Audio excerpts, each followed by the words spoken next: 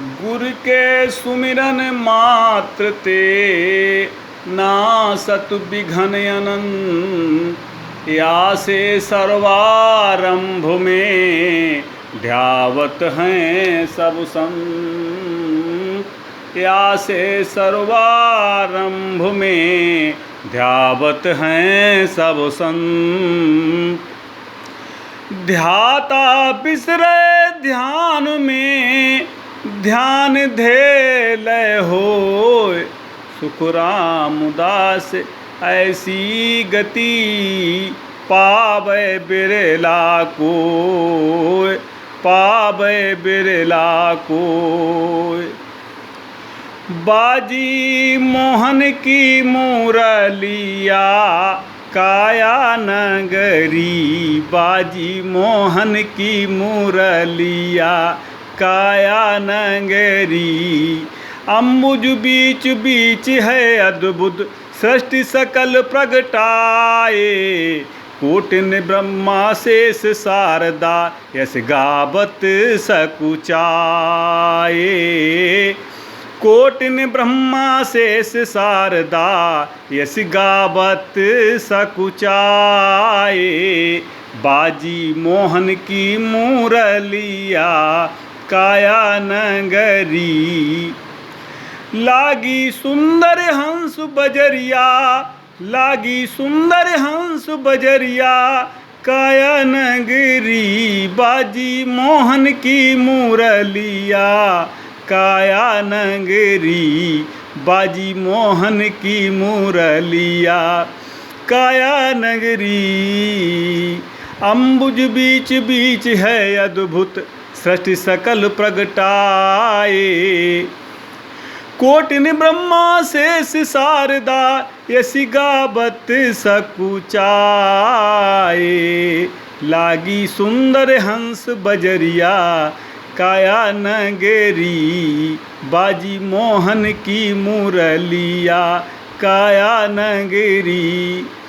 अनहद नाद बजे घट भीतर। अनहद नाद बजे घट भीतर। गुरुमुख ही कोई पावे। निगुरा जन की समझ न आवे। निगुरा जन की समझ न पहुँचे। मन ही मन शर्मावे। मन ही मन शर्मावे। खुल गई सतगुर शब्द की वरिया माया नगरी।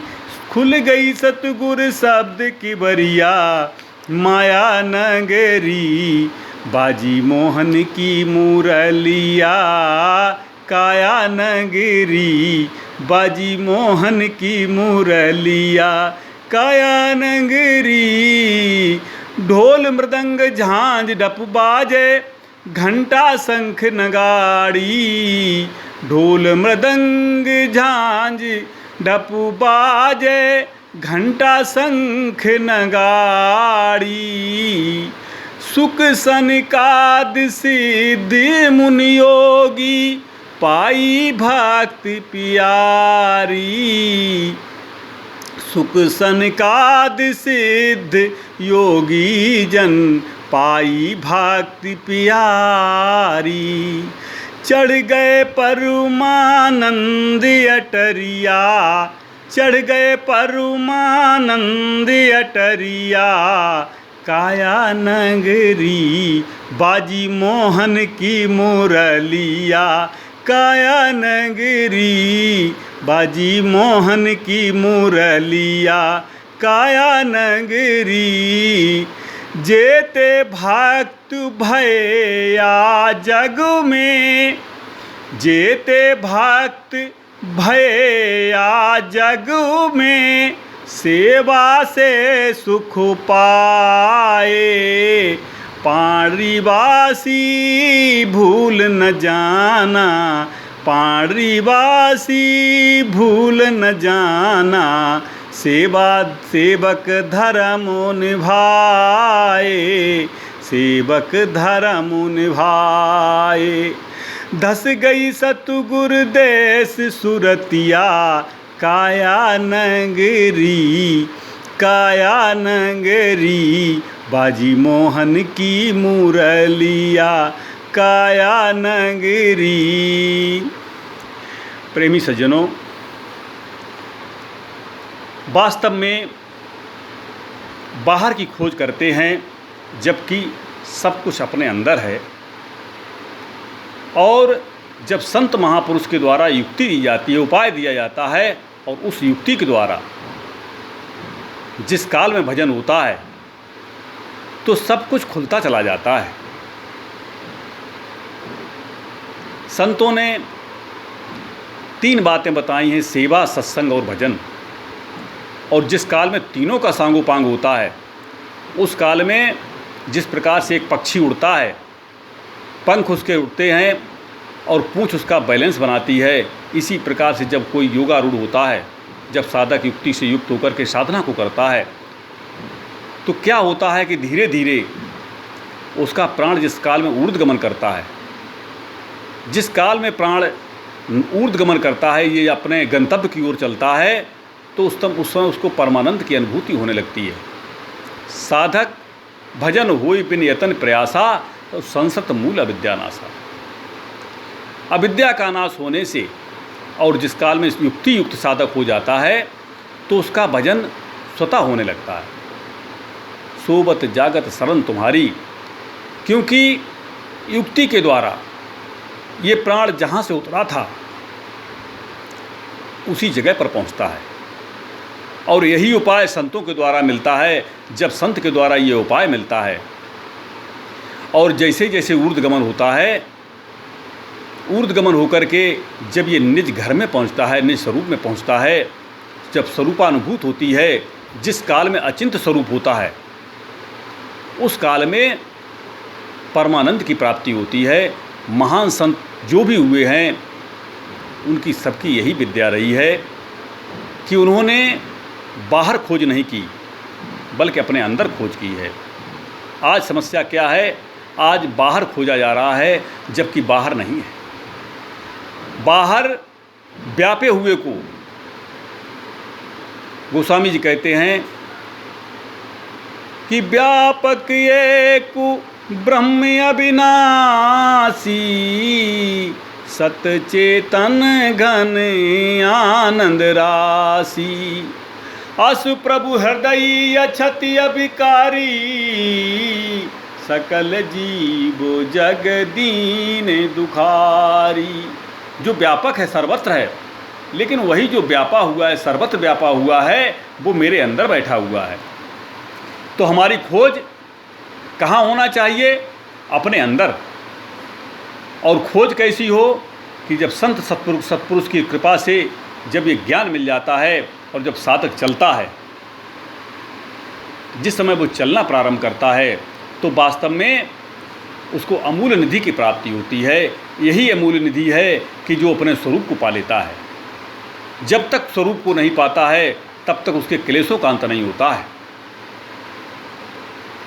इस संसार में तब तक पुनरावृत्ति बराबर होती रहेगी जब तक इच्छाओं का दमन नहीं होगा, इच्छाओं का अंत नहीं होगा। इच्छाओं के कारण ही जन्म होता है। और इच्छाएं कब समाप्त होती हैं? जिस काल में हमारा आत्मा जो ऊपर से नीचे तक फैला हुआ है, शक्ति रूप से, बल रूप से, और यही जिस काल में समेट करके ऊपर की ओर चलता है तो हमारे संकल्प कम होने लगते हैं, विचार हमारे कम होते जाते हैं। और ज्यों-ज्यों विचार कम होते जाते हैं त्यों-त्यों हमारे कर्म थकते जाते हैं। और जब कर्म थकते जाते हैं, अचिंत्य स्वरूप स्थिति पाने पर उसकी इच्छाएं शांत होती हैं। इच्छाओं के कारण ही जन्म होता है। स्वामी राम तीर्थ कहते हैं कि इच्छाओं के कारण ही जन्म होता है। और अफसोस ये है कि मनुष्य की हर इच्छा पूरी होती है, क्योंकि जो जो वो संकल्प लिए रहता है उसके अगर इस शरीर में पूरे नहीं हो पाए तो उन्हीं संकल्पों के आधार पर पुनः उसको जन्म मिलता है। ऐसी स्थिति में हमारे संतों ने ये कहा है कि इसको हम कैसे इस पुनरावृत्ति को ख़त्म करें। उसका उपाय यही बताया है कि हम जहाँ से उतरे हैं अगर हम वहीं पर स्थित हो जाते हैं, जीवित इसी शरीर में अपने निज स्वरूप को पा लेते हैं, क्योंकि निज स्वरूप को पाने से ही उसको शांति मिलती है। निज स्वरूप जब तक नहीं मिलता है, बिन हर भजन सुनो खगेसा और मिटे न जीवन केर कलेसा। बिन हर भजन सुनो खगेसा, मिटे न जीवन केर कलेसा। जीवन का क्लेश तब तक नहीं मिटने वाला है जब तक हम अपने स्वरूप में स्थित नहीं हो जाते हैं। स्वरूप में स्थित होने का एक ही उपाय है कि अपनी आत्मा को जानें। अपनी आत्मा को जानने के बाद और जब हम ऊर्ध्वगमन करते हैं, वास्तव में जिस काल में इसी जन्म में स्वरूप को पाया जा सकता है, स्वरूप में स्थित हुआ जा सकता है, बशर्ते बताने वाला मार्गदर्शक जो शक्ति योग बताते हैं, शक्ति के द्वारा बताते हैं कि इस शरीर में जो बल है, इस बल के द्वारा हम अपनी आत्मा को ऊपर की ओर ले जाएं, युक्ति के द्वारा ले जाएं। जब तक ये ऐसा हो नहीं सकता है, तब तक वहाँ पर पहुँच नहीं सकता है। इसलिए एक ही बात है कि मानव जन्म अमूल्य है, जिसकी कोई कीमत नहीं है। ये निधि है, हमको मिला है, एक एक क्षण इसका कीमती है। समय इतना मूल्यवान है कि समय की कोई कीमत नहीं है।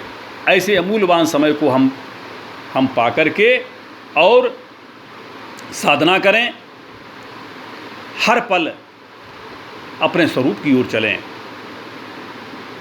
वास्तव में परमानंद की स्थिति प्राप्त होगी, जिस आनंद को पाने के बाद कुछ भी पाना शेष नहीं रहता है। इसलिए इस ओर चलने की कृपा करें। बोले सद्गुरु भगवान की जय।